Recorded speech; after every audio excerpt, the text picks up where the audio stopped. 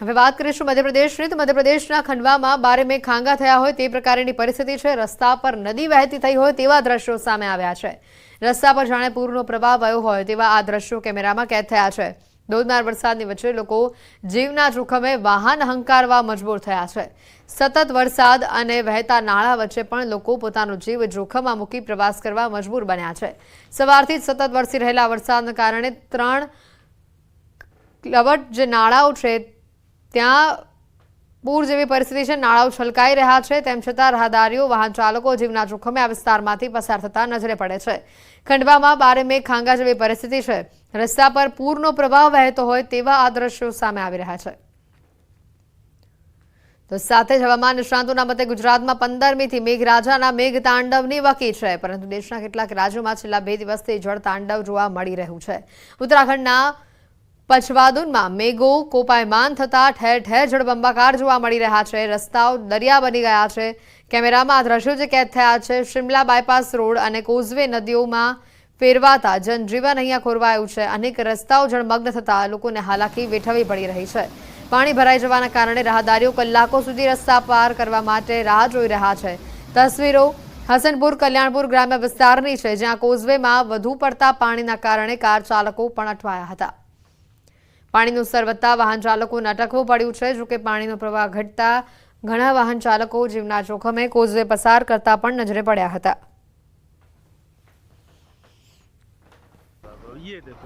તો સાથે રુદ્રપ્રયાગમાં કેદારનાથ હાઈવે પર ભૂસ્ખલન યથાવત જોવા મળી રહ્યું છે.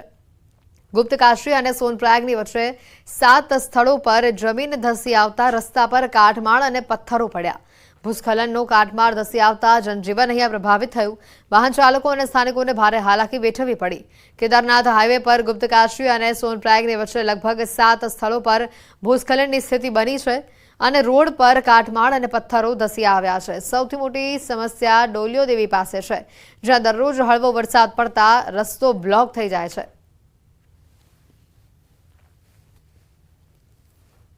ઉત્તર પ્રદેશના ઇટાવામાં મોડી રાત્રે મેઘરાજાએ ધડબડાટી બોલાવતા અનેક વિસ્તારો પાણીમાં ગરકાવ થયા છે. મેનપુરી ગેટ અંડરપાસમાં લગભગ 4 ફૂટ પાણી ભરાઈ જતા વાહન વ્યવહાર ખોરવાયો છે.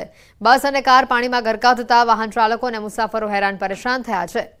ઇટાવા ડેપોના રોડવેઝ બસ આગ્રાથી ઇટાવા આવી રહી હતી અને ત્યારે મેનપુરી ગેટ અંડરપાસમાં ભરાયેલા પાણીમાં તે ફસાઈ ગઈ હતી. જોકે બસમાં સવાર 20 પ્રવાસીઓને સુરક્ષિત રીતે બહાર કાઢવામાં આવ્યા હતા અને જાનહાનિ ટળી હતી. મેનપુરી ગેટ અંડરપાસમાં 4 ફૂટ પાણી ભરાયા છે. વાહન વ્યવહાર જેના પગલે ખોરવાયો છે.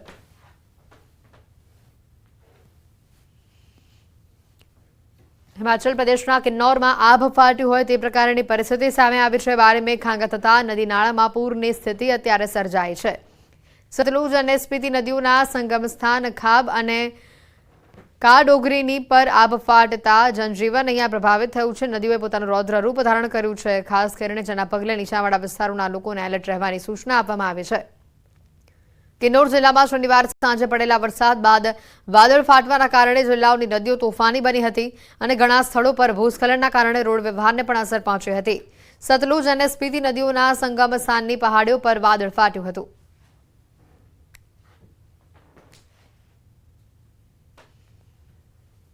તો વરસાદ અંગે અંબાલાલ પટેલની ફરી એકવાર ખૂબ જ મોટી આગાહી સામે આવી છે. અંબાલાલે કહ્યું છે કે 3 દિવસ બાદ વરસાદનું જોર ફરી વધતું જોવા મળશે.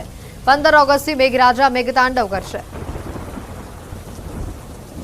15 ઓગસ્ટથી લગભગ હિન્દ મહાસાગરમાં એક વાયુક્ષોભ મંડળમાં એટમોસ્ફેરિક વેવ મજબૂત બને છે, જેના કારણે બંગાળ ઉપસાગરમાં સિસ્ટમો બનતી જશે. દક્ષિણ ગુજરાતના કેટલાક ભાગમાં ભારેથી અતિભારે વરસાદ થતાં ફ્લડિંગ કન્ડિશન આવી શકે છે. આ વખતે ચિત્રા નક્ષત્ર બેસે છે, જેના કારણે વરસાદ થવાની રાજ્યના વિવિધ ભાગોમાં નવરાત્રી દરમિયાન વરસાદ થઈ શકે છે. સમાચારોમાં હાલ રોકાઈશું એક બ્રેક માટે. આપ જોતા રહો ન્યૂઝ 18 ગુજરાતી.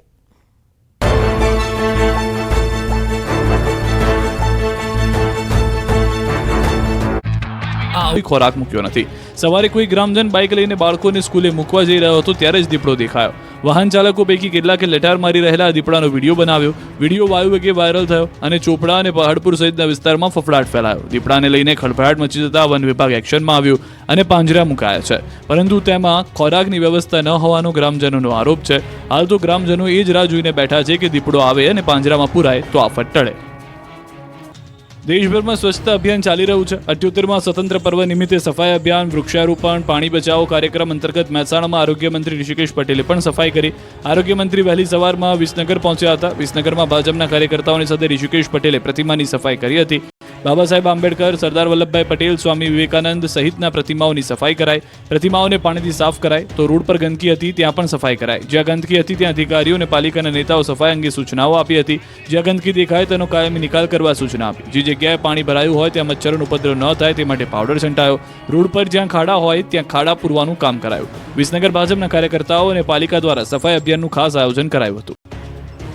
દેશમાં તબીબી ક્ષેત્રે અભ્યાસ કરવા માટે વિદ્યાર્થીઓએ નીટની પરીક્ષા આપી. 23 જૂનના રોજ મેડિકલ ક્ષેત્રે પ્રવેશ મેળવવા માટે યોજાયેલી નીટ પીજીની પરીક્ષા પેપર લીક થયા હોવાની આશંકા સાથે રદ કરવામાં આવી. જે પરીક્ષા 11 ઓગસ્ટને રવિવારના રોજ ફરી એક વખત દેશના 1000 કરતાં પણ વધુ પરીક્ષા કેન્દ્ર પર નીટની પીજીની એક્ઝામ લેવાઈ. મેડિકલ ક્ષેત્રમાં ઉચ્ચ શિક્ષણ માટે એટલે કે પોસ્ટ ગ્રેજ્યુએશન પ્રવેશ માટે કમ્પ્યુટર બેઝ પરીક્ષા માટે દેશભરમાંથી 2,36,000થી વધુ, જ્યારે ગુજરાતમાંથી 9,000 જેટલા ઉમેદવારોએ નીટ પોસ્ટ ગ્રેજ્યુએશન પ્રવેશ માટેની પરીક્ષા આપી. મેડિકલમાં પોસ્ટ ગ્રેજ્યુએશન અભ્યાસ માટે દેશમાં 54,000 અને રાજ્યમાં 2500 જેટલી બેઠકો માટે વિદ્યાર્થીઓએ નીટ પીજીની પરીક્ષા આપી છે. દક્ષિણ ગુજરાતની જીવાદોરી સમાન કાકરાપાર ડેમ થયો ઓવરફ્લો. પાણી ડેમની સપાટીથી 3.80 ફૂટ ઉપરથી વહેતા સર્જાયો આકર્ષક નજારો. ડેમ ઓવરફ્લો થતા ધરતીપુત્રોમાં જોવા મળી ખુશીની લહેર.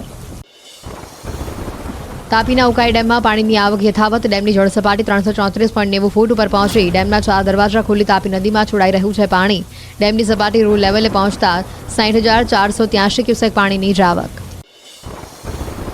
પાડોશી રાજ્યમાં ધોધમાર વરસાદ થતાં ગુજરાતના ડેમ છલકાયા. નવસારીના વાસદાનો જૂજ ડેમ ઓવરફ્લો થતાં ખેડૂતો હરખાયા. ડેમ છલકાતા આખું વર્ષ સિંચાઈ અને પીવાના પાણીની સમસ્યાનો અંત આવ્યો. સિઝનમાં પ્રથમ વખત નર્મદા ડેમના દરવાજા ખોલવામાં આવ્યા. 9 દરવાજા ખોલી 1.5 લાખ ક્યુસેક પાણી નર્મદા નદીમાં છોડવામાં આવ્યું. ભરૂચ અને વડોદરા કાંઠાના ગામોને કરાયા એલર્ટ. દાહોદ જિલ્લાનો માછણ ડેમ ઓવરફ્લો થયો. ડેમમાં પૂર્ણ સપાટીએ પાણી પહોંચતા કાંઠા વિસ્તારના 7 ગામોને એલર્ટ કરાયા. 6 ડેમ હજુ પણ ખાલી રહેતા ખેડૂતોની ચિંતા વધી. વરસાદી માહોલ બાદ ઝારખંડના રામરેખા ધામમાં પ્રકૃતિ સોળે કળાએ ખીલી. વાદળો પહાડથી ટકરાતા હોય તેવો આહલાદક નજારો સામે આવ્યો. રામરેખા ધામના મંદિરમાંથી આવતો મંગલમય નાદ ખીણોમાં ગુંજી ઉઠતા આધ્યાત્મિકતાની લહેરો છવાઈ. ચમોલી બદ્રીનાથ નેશનલ હાઈવે પર ભૂસ્ખલનના લાઈવ દ્રશ્યો સામે આવ્યા. પહાડનો ભાગ તૂટી રસ્તા પર ધસી આવ્યો. સતત વરસાદથી ચમોલીમાં વધી રહી છે ભૂસ્ખલનની ઘટના. બદ્રીનાથ જતા મુસાફરો થયા પ્રભાવે. ઉત્તરાખંડના હરિદ્વારમાં મેઘતાંડવથી નદી નાળા છલકાયા. ધોધમાર વરસાદ થતા ચિલ્લા ડેમમાં ગાબડું પડતા જળબંબાકાર. ઋષિકેશ તરફથી આવતા લોકો જીવના જોખમે કોઝવે પસાર કરતા દેખાયા. હિમાચલ પ્રદેશના નાહનમાં ભારે વરસાદથી મારકંડા નદીમાં આવ્યું ઘોડાપૂર. નદીનું જળસ્તર વધતા ટાપુ પર ફસાયા 7 લોકો. લગભગ 13 કલાક સુધી ફસાયેલા લોકોનું જેસીબી દ્વારા કરવામાં આવ્યું રેસ્ક્યુ. રાજસ્થાનના ધોલપુરમાં પાર્વતી નદીમાં આવ્યું ઘોડાપૂર. પાર્વતી નદીમાં પાણીનો પ્રવાહ વધતા પુલ પાણીમાં ગરકાવ થયો. પુલ પરથી ધસમસતા પાણીના પ્રવાહના લીધે વાહન વ્યવહાર ખોરવાયો. પાર્વતી નદીનું તોફાની રૂપ જોવા સ્થાનિકોની ભીડ. નૈનીતાલના બેતાલ ઘાટમાં વિદ્યાર્થીઓ જીવના જોખમે શાળાએ જવા મજબૂર. ધસમસતા પાણીમાંથી વિદ્યાર્થીઓ નદી ઓળંગતા હોય તેવો વિડીયો વાયરલ થયો. બેતાલ ઘાટ પર પુલના અભાવે લોકોને ભોગવવી